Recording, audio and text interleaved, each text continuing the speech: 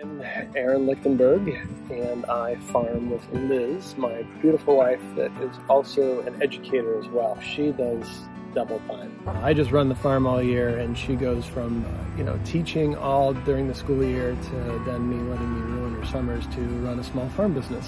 We live in Alton Bay, and we farm over here in Guilford.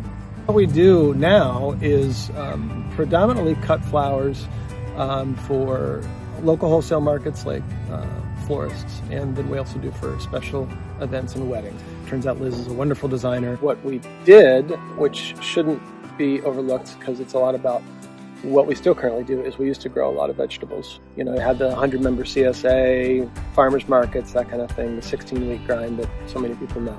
We also started dabbling in some jarred goods. The 2017 discovery of a shared use kitchen facility right here in our area, which we are blessed to have because it just doesn't exist anywhere near us. It's genuine local. That they've now moved to Laconia, even closer to us, which is great. This facility is it is the only way that we would be able to do what we do with the jarred goods. So having a business like that, like Genuine Local, to be able to produce our products, it was a game changer for us to be able to add a whole division to our farm, essentially taking a highly perishable farm product that's only going to be available for a handful of months, put it into a package and a product that you can now sell the whole calendar year round. That is huge for a farm, in my opinion. I really believe in the value of that.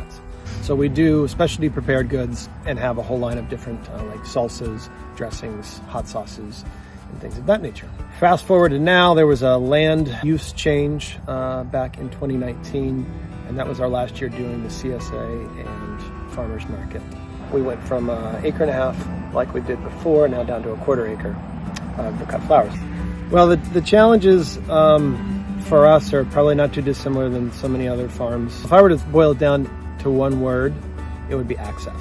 For us personally, it's access to land and access to markets. We're still currently on a land lease, so access to land is a big issue for us in wanting to find a farm of our own. The access to markets, trying to find enough time and enough space to run a busy flower farm and get all of our jarred goods out to the marketplace. That's a big challenge. The success for us has been actually the people side of it.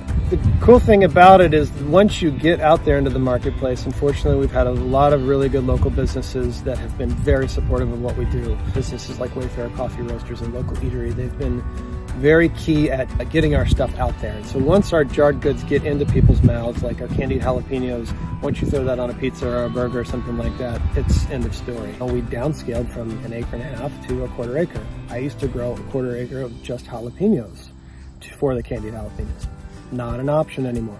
So thankfully, I've had an ability to network with other farms for this last decade too. And it says it right on our jar, this is it's a collaboration between Lakes Region businesses and farms, and that's legit. That's what we do. That's been the success story for us, is the relationship and networking that we've been able to do in our community. I look around the world and see what we're looking at with disruption of ecosystems and the ability to be resilient as a community.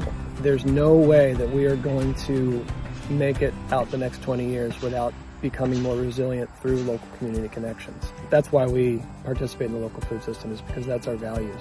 I know people have seen a sign in the grocery store that says, sorry, California's out of water, we don't have greens this week. That should get people's attention of why it's important to support local, because it just might not be there.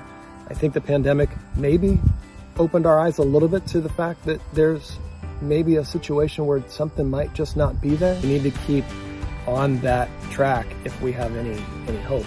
Where to find us is generally right here in the Lakes region. Like I mentioned, there's a couple of businesses that support us, whether it be going down to Wayfair Coffee Roasters and getting a breakfast sandwich. That's our stuff in their sandwiches.